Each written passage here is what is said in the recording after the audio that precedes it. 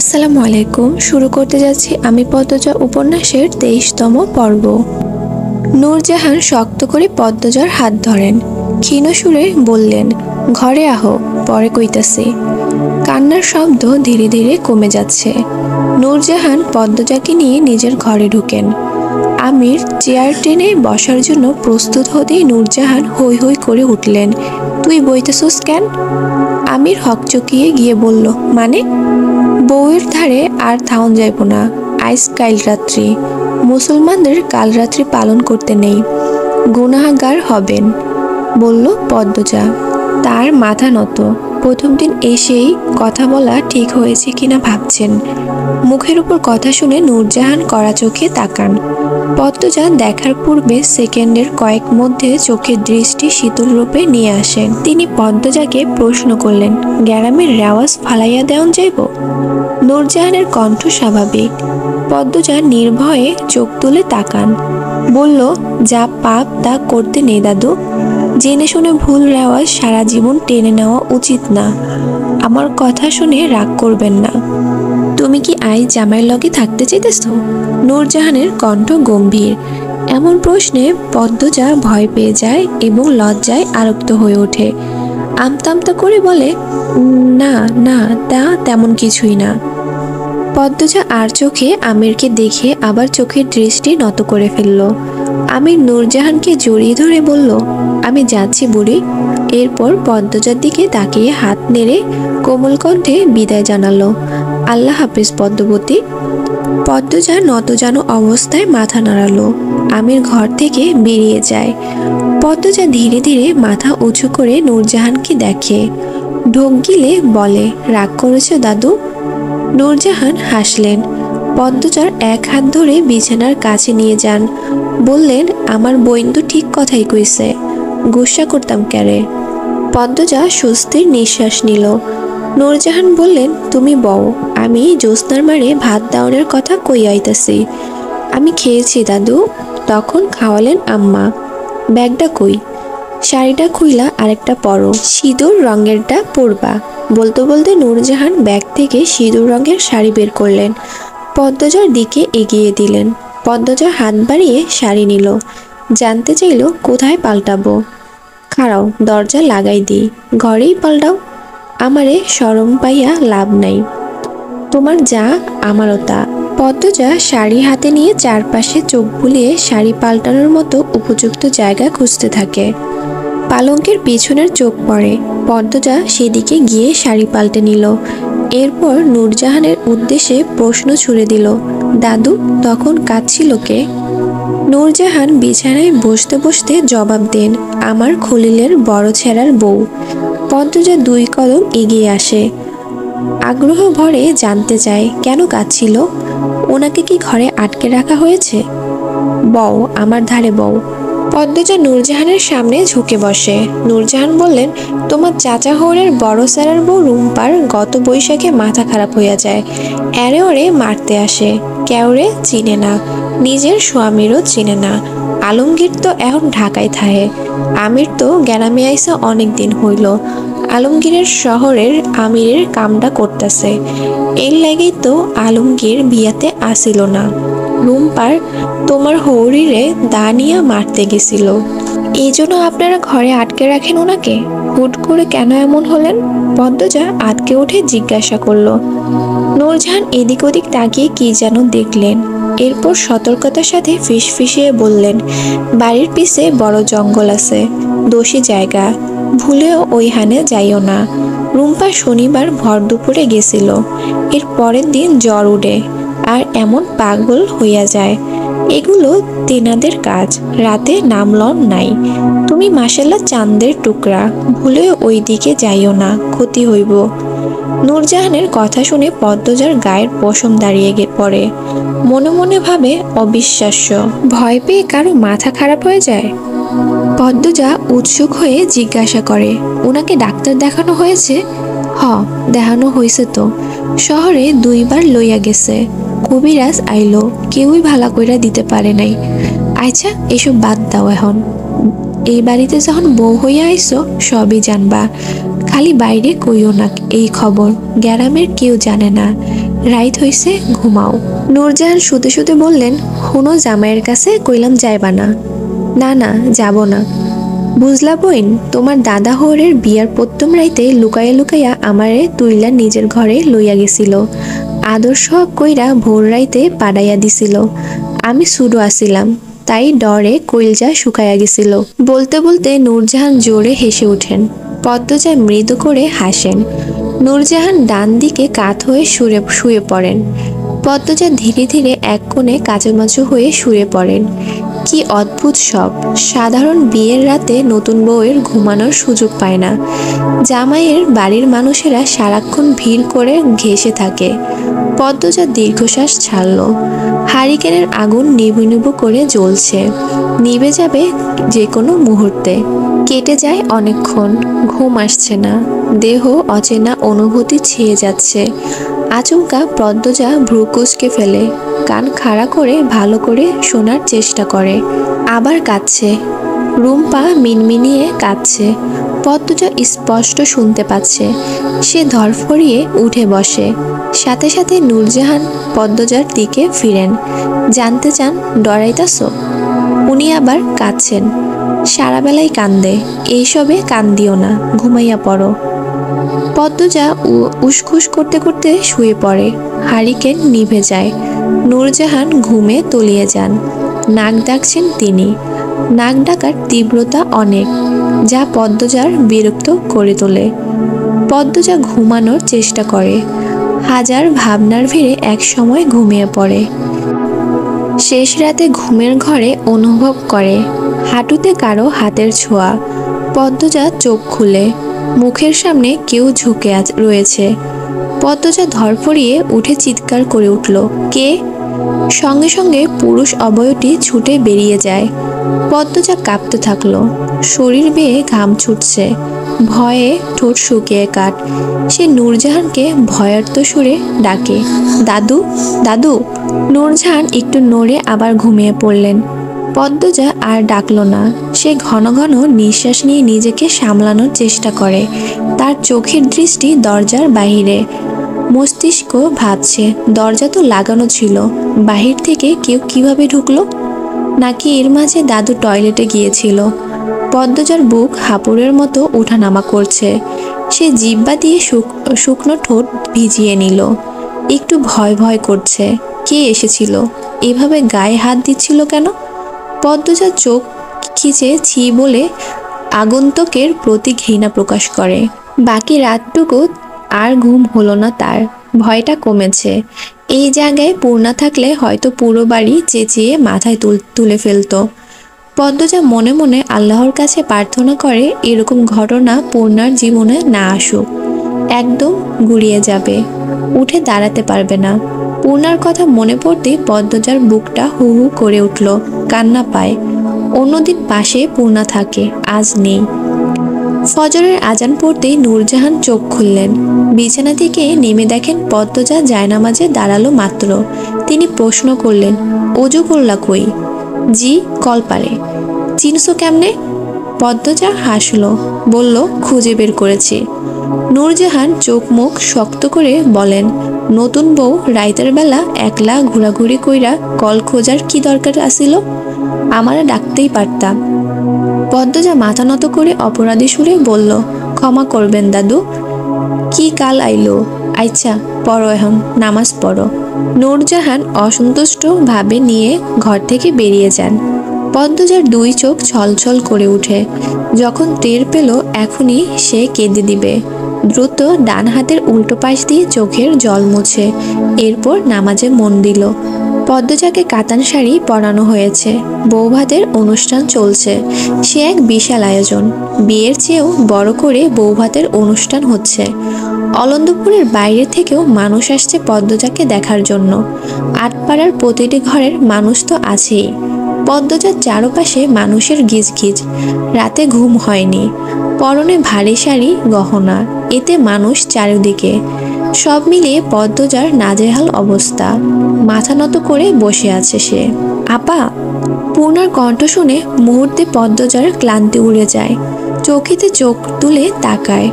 পূর্ণা, প্রেমা, প্রান্ত ঝাঁপিয়ে পড়ে পদ্মজার উপর।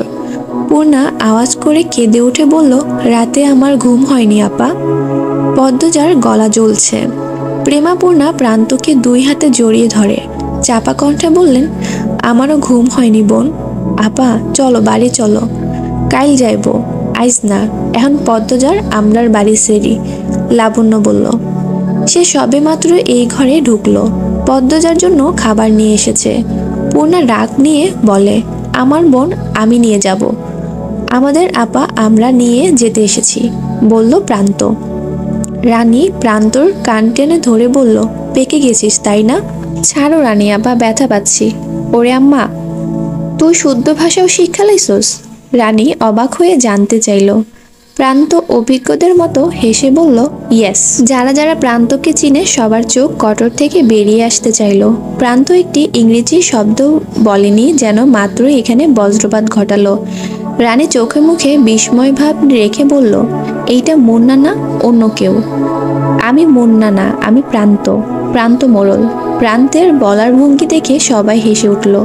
পদ্মজা হাসতে হাসতে রানীকে বলল, প্রান্ত অনেকগুলো ইংরেজি শব্দ শিখেছে। বউ মানুষ কেমনে দাঁত বাইর কইরা হাসতাছে দেখছো? বেহায়া বউসেরা। কথাটি দরজার পাশ থেকে কেউ বলল। অন্য কেউ শুনতে না পেলেও পদ্মজা শুনতে পেল। সে সেদিকে তাকালো। অল্প বয়সী দুজন মহিলা এমনভাবে তাকিয়ে আছে যেন পদ্মজাকে চোখ দিয়ে গিলে ফেলবে। পদ্মজা তাদের উদ্দেশ্যে হাসে। পদ্মজার হাসি দেখে মহিলা দুজন থতমত খেয়ে গেল। দুজন চাওয়াচাওয়ি করে আবার পদ্মজার দিকে তাকালো। পদ্মজা তৎক্ষণিক চোখ সরিয়ে নিয়েছে। অতিথি আপ্যায়ন চলছে ধুমধাম। রমিজ আলী, কামরুল, রজব সবাই উপস্থিত রয়েছে। খাওয়া শেষে তারা আড্ডা শুরু করে। রমিজ বললেন, মঞ্জুর, সেরা, জলিল, সৈয়দ এরা কি আইছে? কামরুল দাঁতের ফাঁক থেকে যত্ন করে গরুর মাংস বের করেন। এরপর উত্তর দেন, না আহে নাই। সেদিন সৈয়দের বাপে আমার কাছে গেছিল। ক্যারে গেছিল? সৈয়দের যাতে মাতাব্বর হাত থেকে বাঁচাইয়া দেয়। হেরা এখন কই আছে? আছে কোনো হানে, কয়দিন পর পরই তো উধাও হইয়া যায়। এখনের স্যারাদের দায় দায়িত্ব নাই বুঝলা? আমার যখন 10 বছর তখন খেতে কাজ করতে যাইতাম।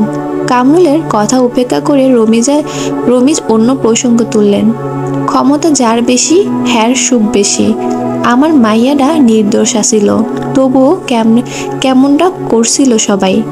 আইজ মাতাবরের স্যারা বলে কিচ্ছুই হইল না, বদলে আমরা বিয়া খাইতে আইছি। রমিজের অসহায় মুখখানা দেখে কামরুল, রজব, মালেক হো হো করে হেসে উঠলেন। রমিজের দৃষ্টি অস্থির। পেট ভরে খাওয়ার লোভে এখানে এসেছেন তিনি, নয়তো এখানে আসার এক ফোঁটাও ইচ্ছে ছিল না। পদ্মজা কিছুতেই খেতে পারছেন না, অথচ ক্ষুধায় পেট চো চো করছে। চোখের সামনে এত মানুষ থাকলে কি খাওয়া যায়? পূর্ণা ব্যাপারটা ধরতে পেরে লাবণ্যকে বলল। লাবণ্য সবাইকে বেরিয়ে যেতে বলে, কেউ শুনে না, তাই সে ফরিনা বেগমকে নিয়ে আসে। ফরিনা বেগম সবাইকে বের করে, দরজা ভিজিয়ে দিয়ে যান। ঘরে শুধু রানী, লাবণ্য, পদ্মজা, প্রেমা, পূর্ণা এবং প্রান্ত।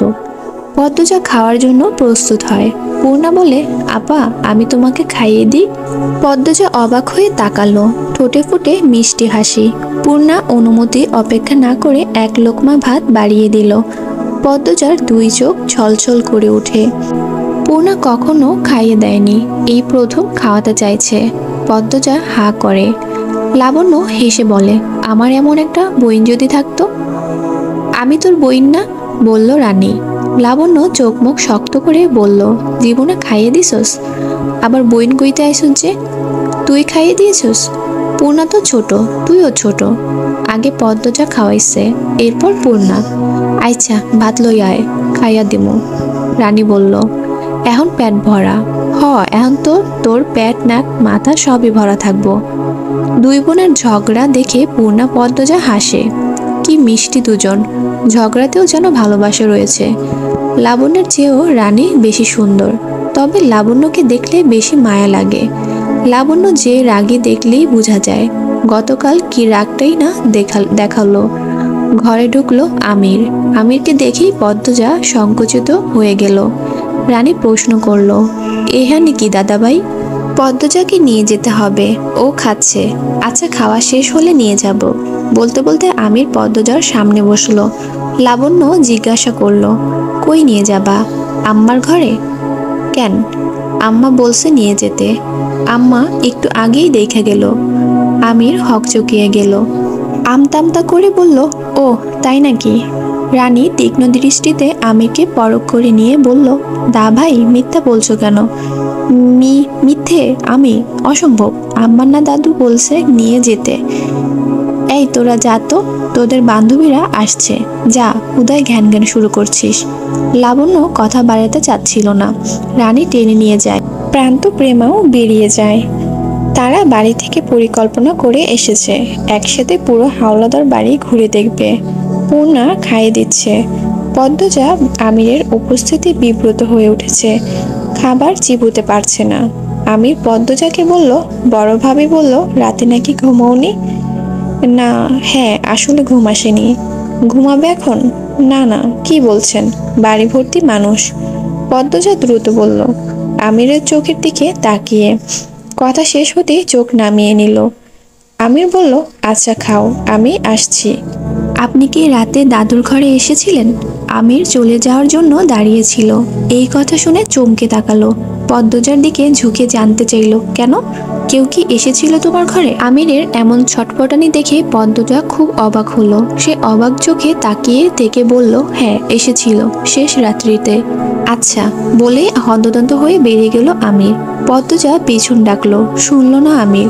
হুট করে আমিরের পরিবর্তন পদ্মজাকে ভাবাতে লাগলো। আসসালামু আলাইকুম। শুরু করতে যাচ্ছি আমি পদ্মজা উপন্যাসের 24তম পর্ব। পদ্মজাকে নতুন করে আবারও সাজানো হয়েছে। বাসর রাত নিয়েও হাওলাদার বাড়ির হাজারটা রীতি, সেসব পালন হচ্ছে। পদ্মজা নিয়ম রীতি পূরণ করেছে ঠিকই, তবে মনে অন্য জায়গা। বিকেলে সে দেখেছে আমির রিদওয়ানের পাঞ্জাবি কলার দুই হাতে ধরে কিছু বলছে, খুব রেগেছিল। তবে কি রিদওয়ান এসেছিল রাতে? ও বউ, উডো, এখন ঘরে গিয়া খালি দুইজনে মিলা 2 রাকাত নফল নামাজ পইরা লইবা। আনিসা, যাও লইয়া যাও, দিয়ে আও ঘরে, বললেন ফরিনা। পদ্মজা কল্পনার জগৎ থেকে বেরিয়ে বাস্তবে ফিরে আসে। খলিল হাওলাদার 2 মেয়ে শাহানা, শিরিন এবং আনিসা পদ্মজাকে নিয়ে 2য় তলায় উঠে।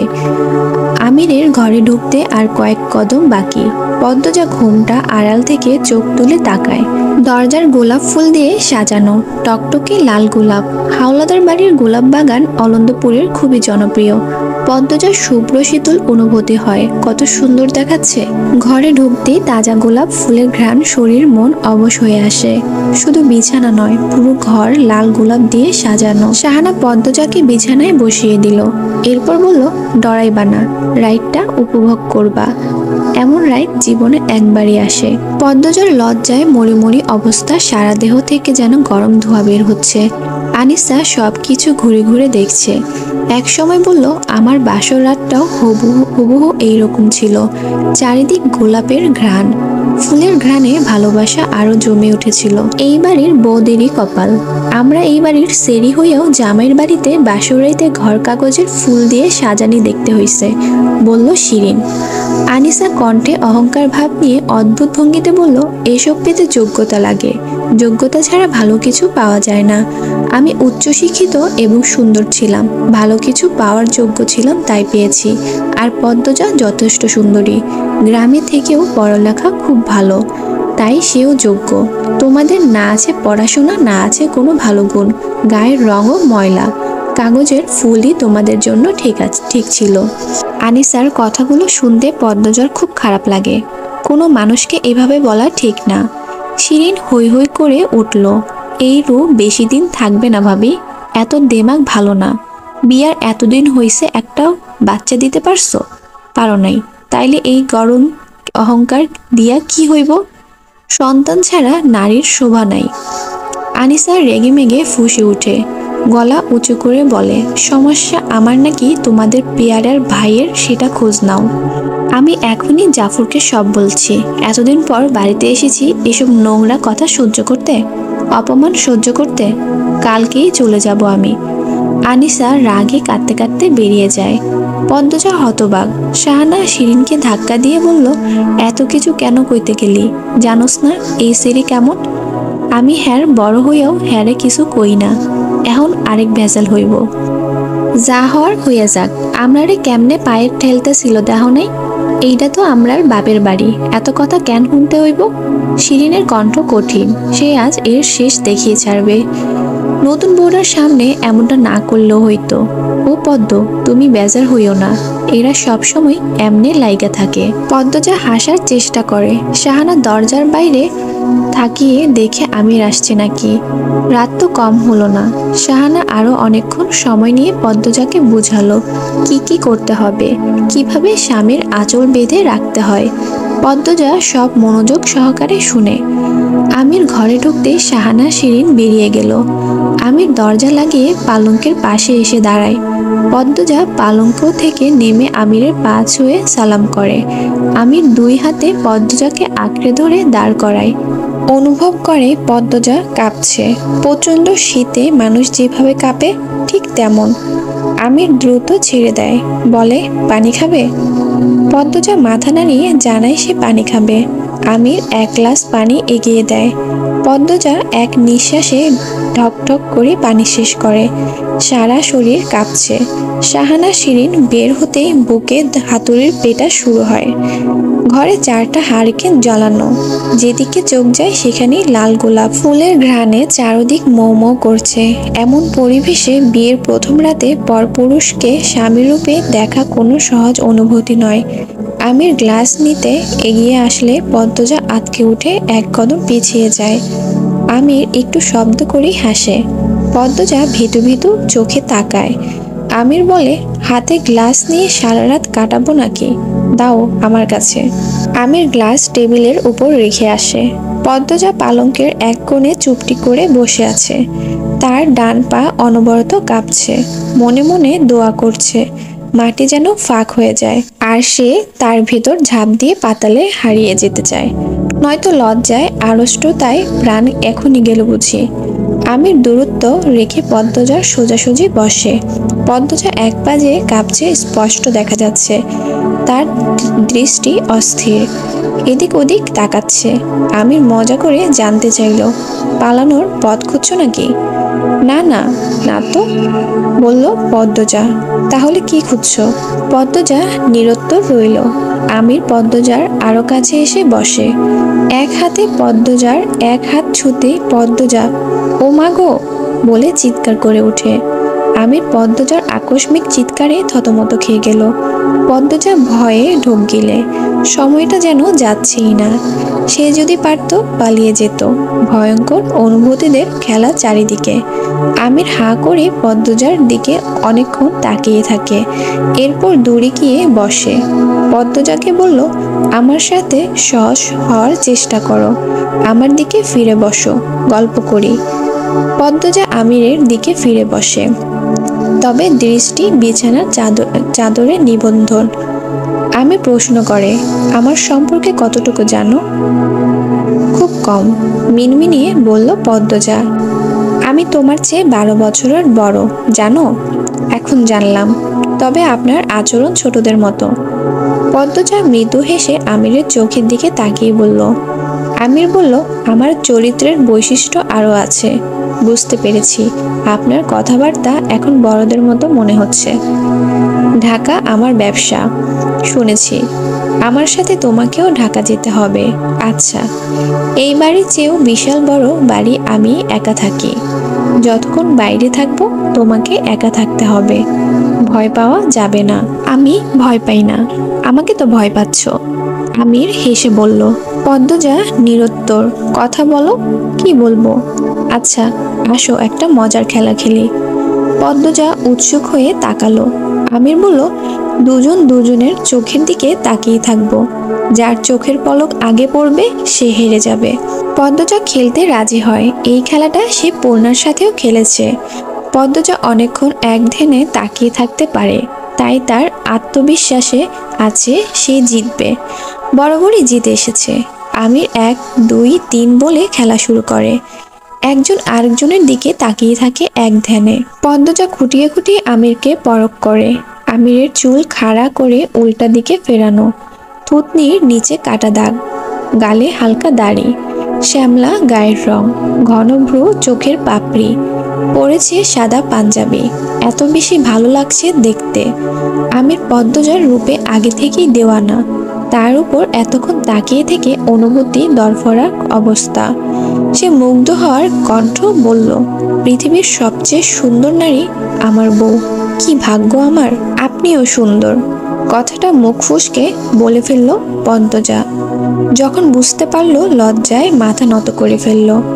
আমির খুশিতে বাকবাকুম হয়ে বলল, তোমার পলক পড়েছে, আমি জিতে গেছি। পদ্মজা লজ্জায় নখ খুঁড়তে থাকে। আমির নিজের চুলে হাত বুলাতে বুলাতে বলল, আমি জানি আমি কতটা সুন্দর।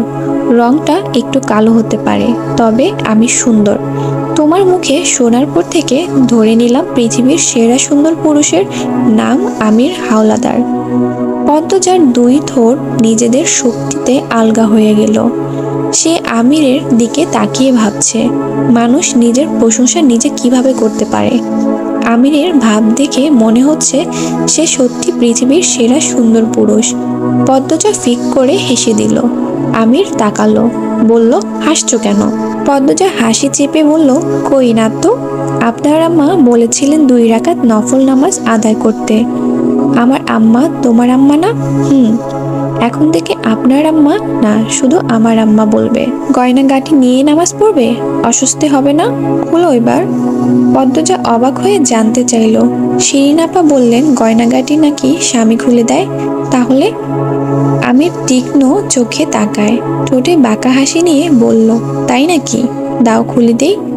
পদ্মজা দ্রুত চোখ সরিয়ে নিল। আমতা আমতা করে বলল, এটা বোধহয় নিয়ম না, তাই আপনি জানতেন না। আমি পারবো। 2 রাকাত নফল নামাজের সাথে তাহাজ্জুদের নামাজটাও পড়েছেন দুজন। আমির তাহাজ্জুদ নামাজের নিয়ম জানে না, পদ্মজা হাতে কলমে শিখিয়েছে।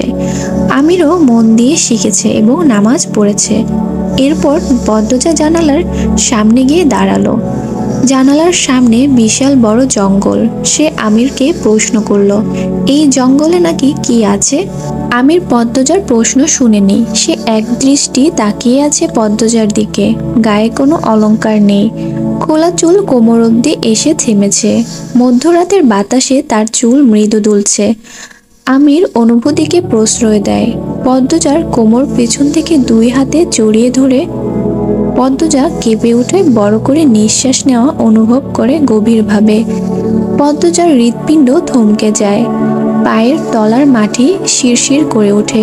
তবে অদ্ভুত বিষয়, শুরুর মতো আমিরের স্পর্শ অস্বস্তি দিচ্ছে না তাকে, বরং ধারালো কোনো অজানা অনুভূতিতে তলিয়ে নিয়ে যাচ্ছে। আমির পদ্মজার ঘাড়ের থুতুনি রেখে বলল, প্রথম যেদিন তোমাকে দেখি সেদিনই মনে মনে পণ করি তোমাকেই বিয়ে করব। তবে ভাবিনি প্রথম দিনই আমার কারণে এতটা অপদস্থ হতে হবে তোমাকে। অনেক চেষ্টা করেছি সব আটকাতে, কিন্তু পারিনি।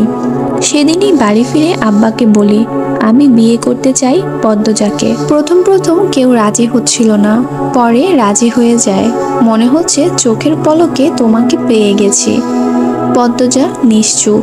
সে অবাধ্য অজানা অনুভূতিদের সাথে যুদ্ধ করবে নাকি সখ্যতা করবে ভাবছে। আমির পদ্মজাকে ঘুরিয়ে নিজের দিকে ফেরায়। পদ্মজা পাথরের মতো শক্ত হয়ে গেছে। আমির বলল, তোমায় আমি পদ্মফুল দিয়ে একদিন সাজাবো, নিজের হাতে সাজাবো। কথা বলো। আল্লাহ, আবার কাঁপছো। আমাকে শক্ত করে জড়িয়ে ধরো, স্থির হতে পারবে। এই কি হলো? পদ্মজা শরীরের ভার ছেড়ে দিয়েছে আমিরের উপর। আমির 2 হাতে শক্ত করে ধরে রাখে। সেদিন রাতে জান্নাতের সুবাস এসেছিল ঘরে। পদ্মজা নিজের অস্তিত্বের পুরো অংশ জুড়ে স্বামীর রূপে একজন পুরুষকে অনুভব করে। ভালোবাসাটা শুরু হয় সেখান থেকেই। মন মাতানো ছন্দ এবং সুর দিয়ে শুরু হয় জীবনের প্রথম প্রেম, প্রথম ভালোবাসা। আসসালামু আলাইকুম। শুরু করতে যাচ্ছি আমি পদ্মজা উপন্যাসের 25তম পর্ব। সকাল থেকে বাতাস বইছে, কাছাকাছি কোথাও বৃষ্টি হয়ে গেছে এমন আমেজ সেই বাতাসে। একটু শীতল চারপাশে গরু গাড়ি চড়ে পদ্মজা যাচ্ছে বাপের বাড়ি। পাশে আছে আমির এবং লাবণ্য। পদ্মজার পরনে সবুজ শাড়ি, ভারী সুতার কাজ, গা ভর্তি গহনা। এসব পরে থাকতে অসুস্থ হচ্ছে, কিন্তু ফরিনা বেগম কড়া নিষেধ, কিছুতেই গহনা খোলা যাবে না। আমির পদ্মজার এক হাত শক্ত করে ধরে রেখেছে, ছেড়ে দিলেই যেন হারিয়ে যাবে। আমিরের এহেন পাগলামি পদ্মজাকে বেশ আনন্দ দিচ্ছে। সে চাপা সুরে বলল, কোথাও চলে যাচ্ছি না, আস্তে ধরুন। আমির চটপট করে নরম স্পর্শে পদ্মজার হাত ধরল। পদ্মজা বলল, মনে আছে তো কি বলেছিলাম? কি? সঙ্গে সঙ্গে পদ্মজা হাই হাই করে উঠল। অমনি ভুলে গেছেন? আমির শূন্যে তাকিয়ে মনে করার চেষ্টা করলো। সকালে ঘুম ভাঙার পর দেখলো পদ্মজা নতুন শাড়ি পরে দাঁড়িয়ে আছে। আমির মিষ্টি করে হেসে ডাকলো, এদিকে আসো। পদ্মজা ছোট ছোট করে পা ফেলে আমিরের পাশে দাঁড়ায়। আমির খপ করে পদ্মজার হাত ধরে বিছানায় বসিয়ে দিয়ে বলল, কখন উঠেছ? যেভাবে টান দিলেন ভয় পেয়েছি তো। এত ভীতু? কখনোই না। তা অবশ্য ঠিক। উঠুন, আম্মা আপনাকে ডেকে নিয়ে যেতে বলেছেন। কেন, জরুরি দরকার নাকি? আমি জানি না, উঠুন আপনি। এই, তুমি তো কম লজ্জা পাচ্ছ। পদ্মজার মুখ লাল হয়ে ওঠে। সে বিছানা থেকে দূরে সরে দাঁড়ায়, মাথা নত করে বলল, আপনি লজ্জা দিতে খুব ভালোবাসেন? আমির হাসতে হাসতে বিছানা থেকে নামলো, বলল, তোমার চেয়ে কম ভালোবাসি। আচ্ছা, তুমি কবে ভালোবাসবে বলো তো? পদ্মজা পূর্ণ দৃষ্টি আমিরকে দেখল। আমির আবার হাসলো। তারপর পদ্মজার দিকে এগিয়ে এসে বলল, যেদিন মনে হবে তুমিও আমাকে ভালোবাসো বলবে, কিন্তু সেদিনটা আমার জীবনের শ্রেষ্ঠ সময় হবে। পদ্মজা তখনও এক দৃষ্টে তাকিয়ে আছে। আমির হাত নাড়িয়ে পদ্মজার পলক অস্থির করে বলল, কি ভাবছো? কিছু না। কিছু বলবে? আজ ওই বাড়ি যাব আমরা, এটাই তো নিয়ম। আপনি একটু বেশরম। আমির চৌকিতে তাকালো। পদ্মজা ঠোঁট টিপে হেসে চোখ সরিয়ে নিল। আমির আমতামতা করে বলল, তাতে কি হয়েছে? কিছু না। কি বলতে চাও বলো তো? বড়দের সামনে আমাকে নিয়ে এত কথা বলবেন না, মানুষ কানাকানি করে, আপনাকে বেলাজা বেশরম বলে। আমার বউ নিয়ে আমি কি করব আমার ব্যাপার, কিন্তু আমাকে অস্বস্তি দেয়। পদ্মজা করুণ স্বরে বলল। আমির নিবল। আচ্ছা ঠিক আছে, নিয়ন্ত্রণে চেষ্টা করব। সত্যি? আমার আম্মার সামনে ভুলেও পদ্মজা পদ্মজা করবেন না। ইশারা দিতেই চলে আসবো। তাহলে ডাকাডাকি করব না? পদ্মজা হাসলো। আমির ঈষৎ হতচকিত, বলল, হাসছো কেন? এমনি। মনে রাখবেন কিন্তু। তুমিও মনে রাখবে। সকালের দৃশ্য থেকে বেরিয়ে আসে আমির। পদ্মজাকে বলল, মনে আছে? তোমার অস্বস্তি হয় এমন কিছুই করব না। আমিরের কথায় পদ্মজা সন্তুষ্ট হয়। নিজেকে পরিপূর্ণ মনে হচ্ছে। উত্তেজনায় কাঁপছেও। মা বাবাকে দেখবে দুদিন পর। দুদিনে কি কিছু পাল্টেছে? পদ্মজা মনে মনে ভাবছে, আম্মা বোধহয় শুকিয়েছে। আমাকে ছাড়া আম্মা নিশ্চয়ই ভালো নেই। পদ্মজার খারাপ লাগা কাজ করতে থাকে। ছটফটানি মুহূর্তে বেড়ে গেল। আমির জানতে চাইল, পদ্মজা শরীর খারাপ করছে? না, অস্বাভাবিক লাগছে। আম্মাকে অনেকদিন পর দেখব। অনেকদিন কোথায়? দুদিন মাত্র। অনেকদিন মনে হচ্ছে। এই তো চলে এসেছি, ওই যে দেখো তোমাদের বাড়ির পথ। আমির আঙ্গুলে ইশারা করে। আমিরের ইশারা অনুসরণ করে পদ্মজা সেদিকে তাকালো। ওই তো তাদের বাড়ির সামনে পুকুর দেখা যাচ্ছে। আর কিছু সময়, এরপরই সে তার মাকে দেখবে। পদ্মজা অনুভব করে তার নিঃশ্বাসের গতি বেড়ে যাচ্ছে, হৃৎপিণ্ড লাফাচ্ছে। সে আমিরকে এক হাত শক্ত করে ধরে সেদিকে তাকাই রইল। হেমলতা নদীর ঘাটে মোর্শেদের সাথে কথা বলছেন। তিনি মোর্শেদকে বাজারে পাঠিয়েছিলেন। মোর্শেদ কিছু জিনিস ভুলক্রমে আনেননি, তা নিয়ে আলোচনা চলছে।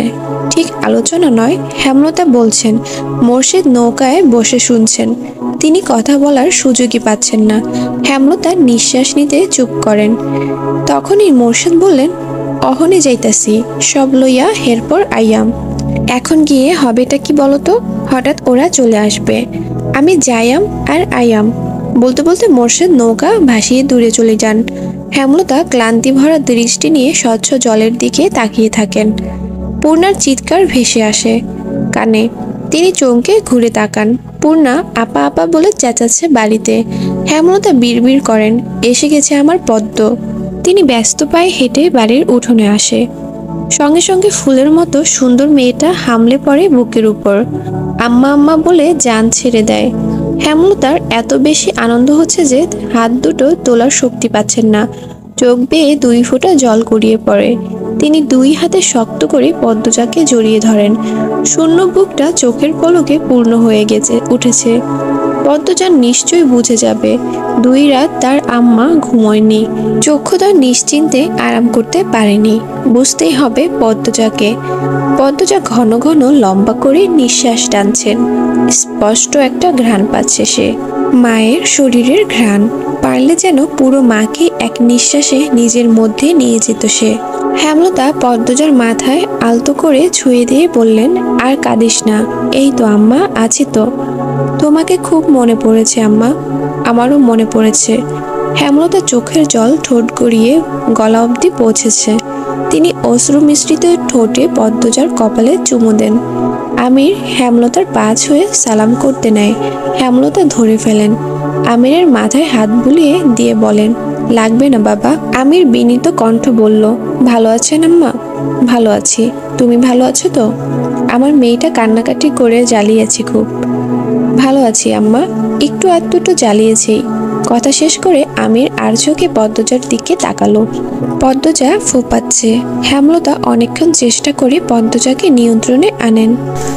বাড়িতে মঞ্জুরা, হানি সহ হানির শ্বশুরবাড়ির অনেকেই ছিল। তারা আগামীকাল ঢাকা ফিরবে। জামাই স্বাগতমে বিশাল আয়োজন করা হয়েছে। পূর্ণা পদ্মজা লাবণ্যকে টেনে নিয়ে যায় ঘরে। হানির স্বামী আমিরকে নিয়ে গল্পের আসর বসান। আমির আসার সময় গরুর গাড়ি ভরে বাজার করে নিয়ে এসেছে। হেমলতা সেসব গুছাচ্ছেন। তিনি বারবার করে মজিদ মাতাব্বরকে বলে দিয়েছিলেন ফের যাত্রায় বাজার না পাঠাতে, তবুও পাঠিয়েছেন। ফেলে তো দেওয়া যায় না। রাতের খাবার শেষ হয়েছে অনেকক্ষণ। পূর্ণাকে আমির ছোট আপা ডাকে। শালির চোখে একদমই দেখছে না, তেমন রসিকতাও করছে না। আমিরের ব্যবহারে পূর্ণা ধীরে ধীরে আমিরকে বোন জামাই হিসেবে পছন্দ করছে। না হোক নায়কের মতো সুন্দর, মন তো ভালো। হানির বড় ছেলে লাবণ্য, আমির আর পূর্ণা লুডো খেলছে। পদ্মজা কিছুক্ষণ খেলে উঠে চলে এসেছে। হেমলতা মোর্শেদ বারান্দায় বেঞ্চিতে বসেছিলেন। পদ্মজা দরজার পাশে এসে দাঁড়ালো। মোর্শেদ দেখতে পেয়ে ডাকলেন, কিরে মা, আয়। পদ্মজাকে দুজনের মাঝখানে বসিয়ে দিলেন। তারপর প্রশ্ন করলেন, হৌয়ের বাড়ির মানুষেরা ভালো তো? পদ্মজা নতজন হয়ে জবাব দিল, সবাই ভালো। একটু আধটু সমস্যা থাকবেই, মানিয়ে নিস, জয় করে নিস। সব কিছুই অর্জন করে নিতে হয়, বললেন হেমলতা। পদ্মজা হেমলতার দিকে তাকিয়ে মৃদু করে হাসল। হেমলতা আবার বলেন, তোর শাশুড়ি একটু কঠিন তাই না? চিন্তা করিস না, যা বলে করবি, পছন্দ অপছন্দ জানবি, সেই মতো কাজ করবি, দেখবি ঠিক মাথায় তুলে রেখেছে। আচ্ছা আম্মা, বলল পদ্মজা। সব শাশুড়ি ভালো হয় না লতা। আমার শাশুড়িরে আজীবন তেল দিলাম, কোনো পরিবর্তন হয়েছে? হয়নি, বললেন হানি। তিনি ঘর থেকে সব শুনছিলেন, কথা না বলে পারলেন না। হেমলতা এক হাতে পদ্মজাকে জড়িয়ে ধরেন, তারপর হানির উদ্দেশ্যে বলেন, আমার পদ্মর কপাল এত খারাপ নিশ্চয়ই হবে না। পদ্মর অবস্থা আমার মতো হয়েছে যদি শুনি, পদ্মকে তুলে নিয়ে যাব আমার কাছে, তুই মিলিয়ে নিস। আহ থামো তো আপা, আমির লাবণ্য শুনবে, কি ভাববে? হানি আর কিছু বললেন না। চারজন মানুষ নিশ্চুপ বসে রইল অনেকক্ষণ। এক সময় হেমলতা রান্নাঘরে দিকে যান। রান্নাঘর গুছানো হয়নি। মোর্শেদ নিজের ঘরের দিকে পা বাড়ান। সারাদিন অনেক ধকল গেছে, ক্লান্তিতে শরীর ভেঙে আসছে। হানি পদ্মজার পাশে বসেন। বললেন, শোন মা, শাশুড়িরে বেশি তেল দিতে গিয়ে নিজের জীবন নষ্ট করবি না। তোর মায়ের অনেক জ্ঞান অভিজ্ঞতা মানি, কিন্তু লতার শাশুড়ি নিয়ে সংসার করতে হয়নি, তাই সে জানে না। আমি জানি শাশুড়িরা কেমন কালসাপ হয়। এরা সেবা নিবে দিন রাত, বেলা শেষে ভুলে যাবে, নিজের কথা আগে ভাববে। শাশুড়ি ভুল বললে জবাব দিবি সাথে সাথে, নিজের জায়গাটা বুঝে নিবি। পড়াশোনা থামাবি না, পড়বি আর আরামে থাকবি। আমরা বান্দি পাঠাইনি, সাক্ষাৎ পরি পাঠাইছি। শুনছি আমিরের টাকা পয়সা জমি জমা অনেক আছে, তাহলে তোর আর চিন্তা কিসের? জামাই হাতে রাখবি, তাহলে পুরো সংসার তোর হাতে। আমার কপালে সব ঠিকই নেই। বিয়ের পর থেকে শ্বশুরবাড়ির মানুষের মন রাখতে রাখতে কখন বুড়ি হয়ে গিয়েছি বুঝিনি, বুঝছিস তো? পদ্মজা মাথা নাড়িয়ে সম্মতি জানালো। প্রসঙ্গ পাল্টাতে বলল, মেজো আপা আসি নাই কেন? বিয়ে কবে আপার? ওর তো পরীক্ষা সামনে, পড়াশোনা শেষ করুক, এরপর বিয়ে দেব। বিয়ে না ঠিক হওয়ার কথা ছিল, হয়নি? কবে বললেন হানি? পদ্মজা হানির প্রশ্নে খুব বেশি অবাক হলো, কৌতূহলী হয়ে জানতে চাইলো, আম্মা না কয়দিন আগে তোমাদের বাড়ি গেল বড় আপার বিয়ে ঠিক করতে? হানি হা হয়ে তাকিয়ে রইলেন পদ্মজার দিকে। পদ্মজা এক দৃষ্টি চেয়ে রইল। সে ভাবছে, আম্মা রাজধানীতে তাহলে কেন গিয়েছিল? মিথ্যে কেন বলেছে? সেদিন রাজধানীতে গিয়েছিল বলেই এত বড় অঘটন ঘটেছিল। না, অঘটন ভাগ্যই লেখা ছিল, কিন্তু মিথ্যে কেন বলল আম্মা? আসসালামু আলাইকুম। শুরু করতে যাচ্ছি আমি পদ্মজা উপন্যাসের ২৬তম পর্ব। মাদিনী নদীর বুকে কুন্দ ফুলের মতো জোনাকি ফুটে রয়েছে। পদ্মজা তা এক মনে চেয়ে দেখছে। রাত অনেকটা, আমির ঘুমাচ্ছে। ৩ দিনে আমিরের সাথে পূর্ণা প্রেমার খুব ভাব হয়েছে। সারাক্ষণ আড্ডা, লুডো খেলা। পদ্মজা যত দেখছে তত আমিরের প্রেমে পড়ছে। আমিরের ঘুমন্ত মুখের দিকে চেয়ে থাকতে থাকতে পদ্মজার মনে পড়ল আগামীকাল ফিরে যেতে হবে শ্বশুরবাড়ি। মা বাবা ভাই বোন সবাইকে ছেড়ে আবারও চলে যেতে হবে। ভাবতেই মন খারাপ হয়ে আসে। মন ভালো করতে চলে আসে নদীর ঘাটে। জোনাকিদের কুরুক্ষেত্র দেখতে দেখতে কেটে যায় অনেকক্ষণ। আধার ভেদ করে একটা আলোর ছোঁয়া লাগে চারপাশে। এই সময় কে এলো? পদ্মজা ঘাড় ঘুরে তাকালো। মাকে দেখে একগাল হাসলো। হেমলতা হারিকেন হাতে নিয়ে এগিয়ে আসেন। কিঞ্চিত রাগ নিয়ে বললেন, এত রাতে একা ঘাটে এসেছিস কেন? মার খাসনি অনেকদিন। বিয়ে হয়েছে বলে আমি মারবো না নাকি? হেমলতা ধমকে পদ্মজা মেরুদণ্ড সোজা করে থতমত হয়ে দাঁড়ালো। মা শেষ কবে মেরেছেন পদ্মজার মনে করতে পারছেন না। তিনি যেভাবে বললেন মনে হলো না জানি কত মেরেছেন। তাই সেও ভয় পাওয়ার ভান ধরল। যাচ্ছি ঘরে। পদ্মজার গলা। কি জন্য এসেছিলি? ঘুম আসছে না? হেমলতার কণ্ঠটা নরম শোনালো। কাল চলে যেতে হবে, তাই মন খারাপ হচ্ছিল। হেমলতা হারিকেন মাটিতে রাখেন। তারপর দু হাতে পদ্মজাকে বুকে টেনে নেন। পদ্মজার কান্নারও বাঁধন ছেঁড়া হলো। মায়ের বুকে মুখ চেপে পিঠটা বারংবার ফুলে ফুলে উঠতে লাগলো। কিছুক্ষণ এভাবেই পার হলো। এত সহজে কাঁদিস কেন? মা বাবার কাছে সারা জীবন মেয়েরা থাকে না মা। তুমি সাথে চলো। পাগল মেয়ে বলে কি? কান্না থেমেছে? পদ্মজা দু হাতের উল্টো পাশ দিয়ে চোখের জল মুছে বলল, আমির তো ঘুমে, তুইও ঘুমে পড় গিয়ে। পদ্মজা মাথা নাড়ালো। 2 কদম এগিয়ে আবার চটজলদি পিছিয়ে আসলো। মাকে জিজ্ঞাসা করে, তুমি ঘুমাবে না? আম্মা। ঘুমাবো, চল। আম্মা।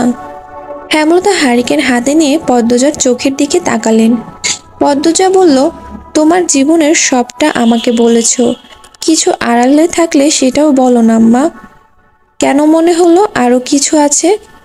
হেমলতা কণ্ঠটা অন্যরকম শোনালো। মনে হয়নি, এমনি বলে রাখলাম। পদ্মজা নতজানু হয়ে নিজের নখ খুঁটাচ্ছে। হেমলতা স্থির হয়ে দাঁড়িয়ে রইলেন। কেটে যায় অনেকটা সময়। তিনি ঢোক গিলে গলা ভেজান। তারপর বললেন, তাই হবে। পদ্মজা খুশিতে তাকালো। নিশ্চয় এখন সব বলবেন আম্মা। হানি খালামণির বাড়ির কথা বলে সেদিন কোথায় গিয়েছিলেন? এখনই জানা যাবে। হেমলতার আশায় পানি ঢেলে দিলেন। এখন ঘুমাতে যা, অনেক রাত হয়েছে। পদ্মজার চোখে মুখে উজ্জ্বলতা নিভে গেল। মা কাঙ্ক্ষিত প্রসঙ্গিতে কেন এড়িয়ে যাচ্ছেন? পদ্মজা সরাসরি জিজ্ঞাসা করার জন্য চেষ্টা করেছে, কিন্তু পারছে না। জড়তা ঘিরে রেখেছে তাকে।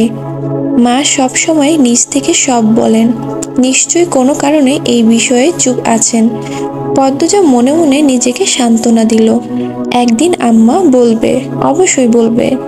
কালো মেঘে ঢাকা আকাশ, ঝিরিঝিরি বৃষ্টি পড়ছে। লাহারি ঘরের বারান্দায় হাত পা ছড়িয়ে বসে আছেন হেমলতা।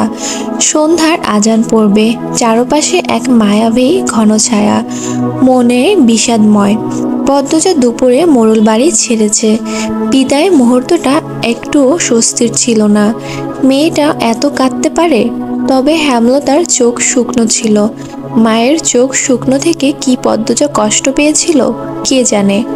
হেমলতা বারান্দা ছেড়ে উঠতে গিয়ে আবিষ্কার করলেন শক্তির অবস্থান শূন্য। তিনি আবারও বসে পড়েন, হেসে ফেললেন। পদ্মজা ছাড়া এত দুর্বল তিনি, এটা ভাবতে অবশ্য ভালো লাগে। হেমলতা আকাশের দিকে তাকায়, চোখ দুটি জ্বলছে। জল ভরা চোখ নিয়ে আবারও হাসলেন। কি যন্ত্রণাময় সেই হাসি। মাটিতে হাতের ভর ফেলে উঠে দাঁড়ান তিনি। এলোমেলো পায়ে লাহারি ঘর ছাড়েন। উঠোনে এসে থমকে দাঁড়ান। বাড়ির গেইটে খোলা ছিল। পাতলা অন্ধকার ভেদ করে একটি নারী অবয়ব এগিয়ে আসছে বাড়ির দিকে। হেমলতা নারীর ছায়াটি স্পষ্ট মুখ দেখার জন্য অধীর আগ্রহে তাকিয়ে থাকেন। গেটের কাছাকাছি আসতেই হেমলতা আন্দাজ করতে পারেন কে এই নারী। তিনি মৃদু হেসে এগিয়ে যান। অনেক দেরি করলেন আসতে। বাসন্তী উঠোনে পা রেখে বললেন, আপনি আমাকে চিনেন? হেমলতা জবাব না দিয়ে বাসন্তীর ব্যাগ নিতে নিতে হাত বাড়িয়ে দেন। বাসন্তীর ব্যাগ আড়াল করে ফেললেন। তিনি খুব অবাক হচ্ছেন। মনে যত সাহস নিয়ে এসেছিলেন সব ভেঙে চুরমার হয়ে যাচ্ছে। হেমলতা বললেন, আপনি এই বাড়িতে নির্দ্বিধায় থাকতে পারেন। আমি বা আমার সন্তানদের পক্ষ থেকে আপত্তি নেই। আপনি আমাকে চিনলেন কিভাবে? সে যেভাবেই চিনি, জেনে কি লাভ আছে? আপনি প্রথম দিনই একা আসতে পারতেন, লোকজন না নিয়ে। বাসন্তীর এবার ভয় করছে, শরীর দিয়ে ঘাম ছুটছে।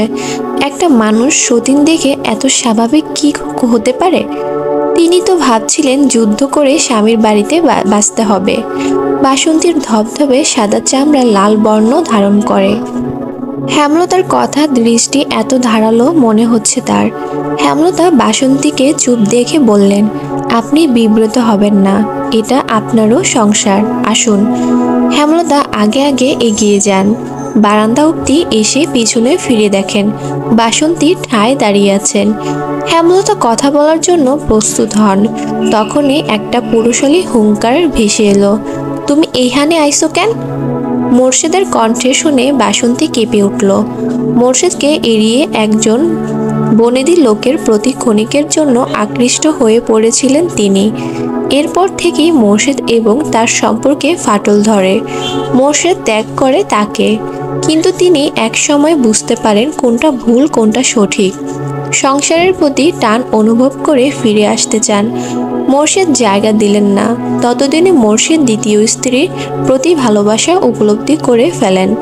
মোহ ছেড়ে ফিরে আসেন হেমলতার কাছে, নিজের সন্তানদের কাছে। বাইর হইয়া যাও কইতাছি, বাইর হও আমার বাড়ি থেকে। মোর্শেদ বাসন্তীকে ধাক্কা দিয়ে বেরিয়ে যেতে বলেন। বাসন্তী হুমড়ি খেয়ে পড়তে গিয়েও নিজেকে সামলে নেন। চোখ গরম করে মোর্শেদের দিকে তাকান, বললেন, এইটা আমারও সংসার, আমি যাব না। বাসন্তী ভালো ভালাই কইতাছি, যাও এন থেক্কা, নইলে তোমার লাশ ফালাইয়া দিয়াম আমি। বাসন্তী কিছু কঠিন কথা শোনাতে গিয়েও শোনালেন না। হেমলতা উঠোনে নেমে আসেন। যখন বিয়ে করেছ তখন কি হুঁশ ছিল না? এখন সংসার দিতে আপত্তি? তুমি জানো না লতা, এই মহিলা কতটা খারাপ। এই মহিলা লোভী, লোভ করে বাচ্চা, মাদারি বাচ্চা। কি সব বলছো? মুখ সামলাও। মোর্শেদের কপালের রক দপদপ করছে, নিঃশ্বাস ঘন হয়ে এসেছে। বাসন্তীকে পিটাতে হাত নিষ্পিস করছে। তবুও হেমলতার কথায় তিনি থামেন, কিন্তু তীক্ষ্ণ চোখে তাকিয়ে রইলেন বাসন্তীর দিকে। হেমলতা বললেন, আপনি ঘরে যান, এই ঘর আপনারও। ওনার কথা মনে নিবেন না। আমার ঘরে এই মহিলা ঢুকলে খারাপই হইয়া যাইব। হেমলতা মোর্শেদের চোখের দিকে তাকান, ইশারায় কিছু একটা বলেন। এরপর বাসন্তীকে বললেন, আপনি যান। সদর ঘরের ভেতরের দরজায় বাম দিকে যে ঘরটা সেখানেই যান, দেখিয়ে দিতে হবে। বাসন্তী কিছু না বলে গটগট আওয়াজ তুলে বারান্দা পেরিয়ে সদর ঘরে ঢুকেন। হাত পা কাঁপছে তার। হেমলতার ব্যবহারে স্বাভাবিক হলেও অস্বাভাবিক ঠেকছে। সেদিন বৃষ্টিতে ভেজে ফেরার জন্য জ্বরে বিছানায় পড়েন। গত কয়েকদিন জ্বরে এতটাই নিতিয়ে গিয়েছিলেন যে ওঠার শক্তিও ছিল না। শরীরটা একটু চাঙ্গা হতেই আবার আসেন। এত সহজে সব পেয়ে যাবেন জানলে জ্বর নিয়ে চলে আসতেন। মোর্শেদ অসহায় চোখে হেমলতার দিকে তাকিয়ে আছেন। বললেন, কেন এমনটা করলা? আমি এর সাথে থাকতে পারবো না। ঠান্ডা হও তুমি, তুমি কিছুই জানো না। যেদিন আমরা ঢাকা থেকে ফেরি সেদিন উনি এসেছিলেন, লোকজন নিয়ে এসেছিলেন। তারপরই আমার মেয়েদের জীবনে অন্ধকার নেমে আসে। পরিস্থিতি হাতের নাগালে চলে যাওয়াতে উনি সেদিন ফিরে গিয়েছিলেন। বিয়ের দিন ব্যয় সব বললেন। ব্যয়ের কাছে কামরুল মিয়া অভিযোগ করেন। ব্যয় কামরুল ভাইয়াকে বলেন ব্যাপারটা এখন সরাসরি না করাতে, এতে উনার সম্মান নষ্ট হবে। যে বাড়িতে ছেলের বিয়ে দিচ্ছেন সেই বাড়িতে কর্তার প্রথম বউ আছে, বউ আবার একজন পরনারীর মেয়ে। অধিকার নিতে লোকজন নিয়ে বৈঠক বসার এসব সত্যি অসম্মানজনক। তিনি আমাকে অনুরোধ করেছেন ব্যাপারটা যেন নিজেদের মধ্যে মিটিয়ে নেই। আর বাসন্তী আপার তো দোষ নেই। সবচেয়ে বড় কথা, আমার সংসারের হাল ধরার জন্য একজন দরকার, খুব দরকার। হেমলতার শেষ কথাগুলো করুণ শোনালো। মোর্শেদ বিস্ময়ে তাকিয়ে আছেন। বাসন্তী এত কিছু করেছে ভাবতে পারছেন না। মোর্শেদ কণ্ঠ খাদে নামিয়ে বললেন, তারে আমি মানতে পারতাছি না। বুঝাইয়া শুনাইয়া বাইর কইরা দাও। তুমি আমার কথাগুলো শুনো, থাকতে দাও ওনাকে, ক্ষমা করে দাও। আমি জানি না সে কি করেছে, যাই করুক ক্ষমা করে দাও। মোর্শেদের মাথায় খুন চেপেছে। তিনি কি করবেন কি বলবেন ভেবে পাচ্ছেন না। ক্রোধে আক্রোশে ফুলতে ফুলতে বাড়ির পিছনে চলে যান। নৌকায় নিয়ে বের হবেন। রাতে বোধহয় ফিরবেন না আজ। আজান পড়ছে, বৃষ্টির বেগ বেড়েছে। হেমলতা ব্যস্ত পায়ে হেঁটে আসেন বারান্দায়। গোপনে দীর্ঘশ্বাস ফেলেন। বুক মোচড়ে একটা কান্না ছিটকে এলো গলায়। সেই সঙ্গে চোখ ছাপিয়ে জল। কোনো নারী সতীন মানতে পারে, বাধ্য হয়ে মানতে হচ্ছে, ভাগ্য বাধ্য করেছে। নয়তো তিনি এত উদার নন, কখনোই অন্যকে নিজের সংসারে ভাগ দিতেন না। সেই প্রথম থেকে মনে পুষে রেখেছেন, কখনো মোর্শেদের স্ত্রী এই সংসার চাইলে মুখের উপর দরজা বন্ধ করে দেবেন। যার জন্য তিনি একাকিত্বে ঢুকেছেন, যার জন্য মোর্শেদের ভালোবাসা থেকে বঞ্চিত হয়েছেন, যার জন্য মোর্শেদের মার খেয়েছেন, তাকে কখনোই এত সহজে সুখ দিতেন না, কখনোই না। হেমলতার শরীর কাটা ফুটছে। তিনি কোনো মতে কান্নাটাকে গিলতে চাইলেন। বাসন্তীর গলা কানে এলো, আপনি কাঁদতেছেন? হেমলতা চমকে তাকান। লজ্জায় চোখের জল মুছার সাহস পাননি। চোখের জল নিয়ে হাসলেন। বাসন্তী হতবাক। কি অসাধারণ নারী, কত অদ্ভুত সে। বাসন্তী প্রসঙ্গ পাল্টে জানতে চাইলেন, ছেলে মেয়েরা কই? বড় মেয়েটার বিয়ে হয়েছে, শ্বশুর বাড়িতে আছে। আজই ফের যাত্রা শেষ করে শ্বশুর বাড়ি গেল। মেজো আর ছোটটা তাদের নানু বাড়িতে গেছে। বড়টার জন্য কান্নাকাটি করছিল, তাই আম্মা নিয়ে গেছে। ঘরে একটা ছোট স্যারা ঘুমাচ্ছে। কে সে? প্রান্ত, আমারই ছেলে। শুনছিলাম 3 মেয়ে শুধু। হেমলতা আর কথা বাড়ালো না। রান্নাঘরের দিকে যেতে যেতে বললেন, আপনি কলপারে যান, কাপড় পাল্টে নেন, আমি খাবার বাড়ছি। পদ্মজা মুখ ভার করে বসে আছে। রাতের খাবারের সময় ফরিনা বেগম খুব কথা শুনিয়েছেন।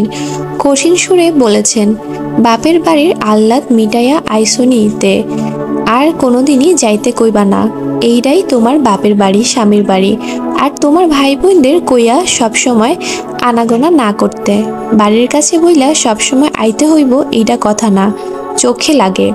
পদ্মজা বুঝতে পারছে না, তার ভাই বোন তো শুধু বউ ভাতেই দিন এসেছে, দাওয়াতের আমন্ত্রণ রক্ষার্থে। এই জন্য এভাবে কেন বলতে হবে? কান্না পাচ্ছে খুব। আম্মার কথা মনে পড়ছে। পূর্ণা কি করছে? আসতে তো নিষেধ দিয়ে দিল। তাহলে কিভাবে দেখা হবে? আমির ঘরে ঢুকতেই পদ্মজা দ্রুত চোখের জল মুছল। পদ্মজার ফ্যাকাশে মুখ দেখে আমির প্রশ্ন করল, আম্মা কিছু বলেছে? না না। তাহলে কাঁদছো কেন? আম্মার কথা মনে পড়ছে। যেতে চাও? চলো।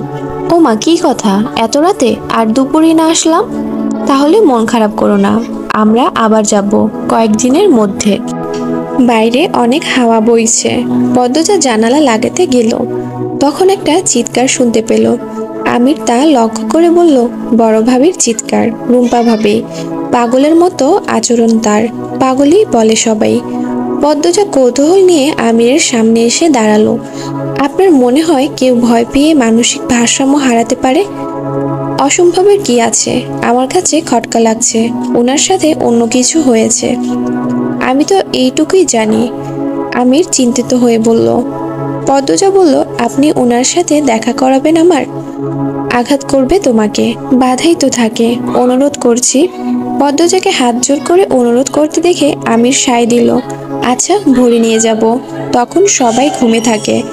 জানেন, আপনাদের এই বাড়িটা রহস্যজনক, কোনো গোলমাল আছে। সত্যি নাকি? আমার তেমন কিছু মনে হয় না। আপনি কয়দিনের জন্য আসেন গ্রামে, আর এসব সবাই বুঝে না। ওরে আমার বুঝতার। তবে জিন আছে শুনেছি। আমার এক ফুফু বাড়ির পেছনের পুকুরে ডুবে মরেছিলেন, আর চাচিরে মাঝে মাঝেই জিনে ধরে। সে কি? তবে আমি বিশ্বাস করি না এসব। তুমি বিশ্বাস করো? না। আচ্ছা। পদ্মজা কথা শেষ করতে পারল না। আমির পদ্মজাকে টেনে বিছানায় নিয়ে আসে, আষ্টে পৃষ্ঠে জড়িয়ে ধরে বলল, আর কিছু কথা না, ঘুমাও। আমি ভর্তা হয়ে যাচ্ছি। এই যে আস্তে ধরলাম। শুনুন না। কি? আমি পড়তে চাই। পড়বে। আম্মাকে অসন্তুষ্ট রেখে জোর করে পড়তে মন মানবে না। আম্মাকে রাজি করব। পদ্মজা খুশিতে গদগদ হয়ে উঠল। সেও আমিরের এক হাতে জড়িয়ে ধরল।